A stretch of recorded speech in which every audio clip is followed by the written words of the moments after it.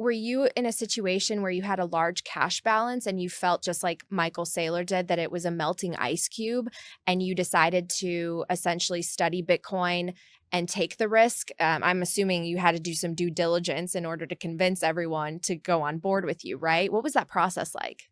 We were actually sort of lucky in the sense that the company was struggling during COVID, and I think our board and shareholders were desperate for us to find something new. So, many people, they talk about, is it difficult for an operating business that's successful to pivot into Bitcoin? It probably is, because then they'd be diverting attention and resources away from something that's already going well. In our case, I suppose can proudly say that we were a zombie company, so prime for something new. We didn't have lots of cash, but we did have hotel assets. And so as part of the decision of pivoting into Bitcoin, we decided to sell everything, save for one hotel. We still have one hotel in Tokyo. We've got some exciting plans for it. But we took that cash and we bought our first Bitcoin. We did do an initial capital raising round, brought in a lot of kind of like-minded individuals who believe that Bitcoin, is something, and a Bitcoin treasury strategy would be something that's worth pursuing. But I think we were lucky in the sense that we maybe had no other choice. And so everyone was supportive of this pivot. And then almost immediately after we announced that we bought our first Bitcoin, the excitement from the market was incredible. We're very humbled by that reaction, particularly from the Japanese retail investor base. Wow. No, it's really incredible. I mean, as soon as a company decides to pivot, it seems like it just brings a wave of attention, and your market cap 100x'd in the last year, right? And your share price went from what to what? It was about a $13 million market cap before we announced everything, and now we're about 1.2 billion in that neighborhood. So it's been incredible, but it's easy to say 100x if you start from a very low base. Sure. I hope we can continue to perform this year. Our stock is incredibly volatile, but like Saylor likes to say, volatility is vitality, and I 100% believe in that. I started my career actually as a derivatives trader at Goldman. Oh wow! And so volatility is something that I crave. It isn't for everyone, but I think the worst thing that a CEO can be faced with is a company that no one has interest in, that trades no volume, where the stock barely moves. Right. Moving volatility, that's the energy which a company needs. In a bold move that has set the financial world abuzz, Tokyo-based investment firm Metaplanet has recently garnered attention for its significant acquisitions in the realm of Bitcoin, all thanks to MicroStrategy's Michael Saylor. This news comes on the heels of an intriguing development where Eric Trump, son of U.S. President Donald Trump, has joined the firm's strategic advisory board. A fascinating blend of powerhouse names, indeed. Metaplanet's strategic maneuvers are covered in mystery, yet hold the promise of substantial growth and innovation. Welcome back to Investocracy Crypto. And I can say with great pride that now that he's won, you're going to have the most pro-crypto president in the history of America. I can honestly say that America is going to lead the way in the digital revolution. And guys, America has to lead in the digital revolution. And you have a person who is the first president to ever speak at a Bitcoin conference, a first president to ever embrace crypto. And to me, that's very special. It was also really special to me when I called my father last week at 6 o'clock in the morning on a Thursday. Does anybody know what happened that day? We hit 100,000. We hit 100,000. And a bunch of the people in this room were blowing me up. They were sending me tweets. And I called my father up and I go, Pops, we just reached the moment that everybody was waiting for. Bitcoin hit 100,000. In true Trump fashion, about 15 seconds later, a tweet popped up. It was, Bitcoiners, congratulations, 100,000. You're welcome. Together, we are going to make America great again. So think, as I said before, think to have an American president for the first time that's committed to making America the crypto capital of the world. Think about a president who isn't going to allow Bitcoin and cryptocurrencies to be overregulated and stifled by high taxes. Somebody who will fight like hell against those institutions who have waged war on cryptocurrency. Guys, in America, they've waged war against cryptocurrency. Make no mistake about it. They've sued everybody. They've gone after them using the SEC. They've waged war. They've tried to tax them. A person who pledged to add crypto to the United States Treasury, a person who pledged to make crypto tax-free. I mean, think about all these incredible things. A person who's pledged to fire Gary Gensler. Does anybody like Gary Gensler in here? Gary Gensler waged war against an industry that we all love, and everybody knows it. And instead, appoint Paul Atkins, who is an unbelievable ally to this incredible industry. And guys, I'm proud of that because I truly believe. I truly believe. I'm not being paid to be on this stage. I get nothing out of being on this stage. I believe because it's the future. I truly believe that this is the beginning of a financial revolution, not just in America, but truly around the world. Metaplanet, with its recent Bitcoin acquisitions, seems to be enjoying a thrilling ride of its own, inspired by Michael Saylor's and the US's relentless advocacy for the cryptocurrency. Delving deeper, the data unveils a fascinating story. From the modest growth period in July to September 2024, to the meteoric rise in Bitcoin holdings from October to December 2024, Metaplanet's BTC yield has been on a wild adventure. In the latest chapter of 2025, their BTC yield remains robust at 68.3%, a testament to their strategic prowess. The firm increased its Bitcoin holdings to 3,350 Bitcoin, which is valued at around $291 million.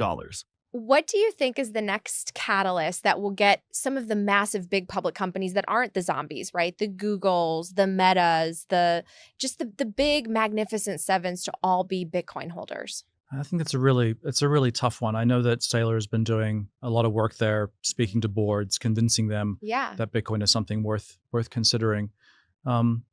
But again, I think back to my earlier point, for them, if they have a successful core business, to make that pivot requires a few more steps. You know, they may have shareholders that don't want exposure to Bitcoin.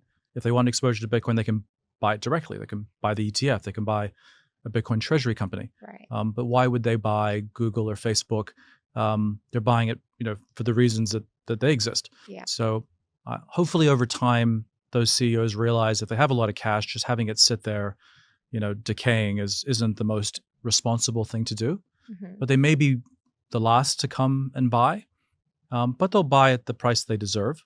And I think right now what's more important is getting the average person, the retail investor, getting them involved in Bitcoin, not having them pay the high price of the future, onboarding them now at a time where I think the price is still very reasonable. And then the governments and the large corporations, they can then buy it once everyone have their bags full. So you're really a Bitcoin pioneer in Japan, and I'd love to learn just a little bit more about the country's adoption, because I haven't heard a lot about Japan and Bitcoiners there, that it's not truly a hub. Really, whenever I hear about Japan and Bitcoin, I hear about Metaplanet. So can you talk to me about maybe just retail adoption and adoption of Bitcoin in general in your country? Sure. Japan was actually at the forefront of Bitcoin in the early days. Really? All of the meetups were there. Roger Ver was living in Japan and orange pilling people at that time. CZ was there as well, living and working in Japan. Mount Gox was what I think put a spanner in the works. If it wasn't for Mount Gox, I think Japan would definitely still be a leader. But I'm very optimistic that Japan will roar back. It's an amazing place. People are very tech focused. There are a whole generation of young Japanese that are looking for interesting new kind of asset classes to invest in. And I think the challenge in Japan is that it's not so easy to buy Bitcoin. There are plenty of exchanges, but just the process of going from deciding I want to buy Bitcoin to actually owning your first Bitcoin, it takes time. It takes time to identify the exchange that you would like to buy your Bitcoin on. The account opening process is rather arduous. They have this unique system in Japan where they have to verify your address by physical mail. Really? And so you'll apply to open the account, and then a postcard comes in the mail.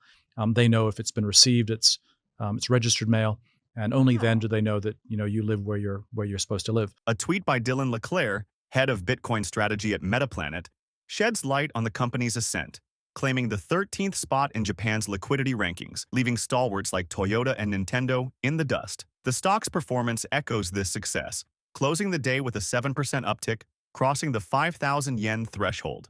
But before going any further, if you made it this far into the video, thank you. These videos take a lot of effort and time to make, so if you enjoyed them, please hit the like button and subscribe to the channel. This goes a long way in helping us grow. That said, back to the video. Do you want to dive into Metaplanet, what's going on, deep dive, and we'll kind of fill around it? Let's do it. Where do we start? You want to start at the beginning? Sure, we'll keep it. Yeah, I'll give a quick rundown. Well, I joined Metaplanet in May of 24. Metaplanet's Bitcoin journey started a couple weeks earlier. But it was kind of a zombie on the Tokyo Stock Exchange, commercial real estate, Pan-Asian commercial real estate company in its past life. COVID was a devastating moment. And so kind of sold all the assets, consolidated the debt, and was left with basically, one hotel property, a bunch of tax losses, and, lacking a strategy, really. And so the details on how, I joined Metaplanet aren't really all that important, but I think, safe to say, after I joined the team, it was kind of full bore ahead on, how do we replicate the success or strategy of, what Saylor and MicroStrategy had done. So we put out a maximalist manifesto on the Tokyo Stock Exchange in English and Japanese, and said hey, this is our plan. We're going to issue equity. We're going to issue debt. We're going to take any cash the hotel generates and buy Bitcoin, even if it's not that meaningful.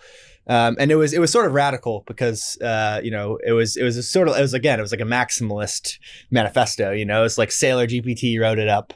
And, I think in Japan, not only has that not been done or said before, but if it has been said or done, it's like Web3, digital asset agnostic, versus we were no, we're Bitcoin first, we're Bitcoin only, very strongly worded. So, the market seemed to like it. But we were still, it wasn't, we weren't really at a scale. I think in July at the Bitcoin conference, I had a panel or two, and we were up there with the CFO of MicroStrategy and Eric Semler of Semler Scientific. And, we were kind of only had like $10 or $20 million of Bitcoin, which is a lot of money for an individual. But for, when we're sitting next to, a company with $45 billion of Bitcoin or whatever they had at the time, maybe like 20, it was a little, not intimidating, but it was like, yeah, well, we got to earn our keep, I guess.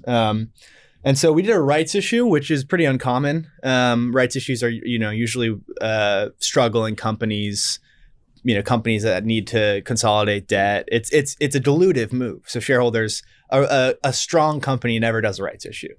And so what we did is, we said, every shareholder can buy an additional share at a discount to the market. And you would think theoretically the stock was at 600, and we said, you have a right at 555 yen. Theoretically, the stock should have gone down. That's what the efficient market hypothesis says. And then, the rights issue price is here, or the stock's here, the rights price is here. It should go into the middle. That's what the efficient market hypothesis would say. And our stock went limit up for like 3 days in a row. And so I think that was a moment where it was only to raise $70 million, but our market cap was 80 million. So I think that was clear that the market had an appetite for Bitcoin in a market where there is no Bitcoin exposure. So there's no ETFs, there's miners, no Coinbase, no MicroStrategy, no proxies whatsoever. As we embark on this captivating saga of financial ventures, one can't help but feel a pull towards the allure of Metaplanet's trajectory. The success stories echoing from their camp paint a picture of resilience, foresight, and potential riches. Could this be your ticket to financial prosperity? The future looks promising, with forecasts predicting a continued upward surge in the stock's trajectory. The time to act may be now, as the tides of fortune favor the bold. And finally, if you would like to know more about cryptocurrencies or specifically Bitcoin, go ahead and click on the next video on your screen. See you there.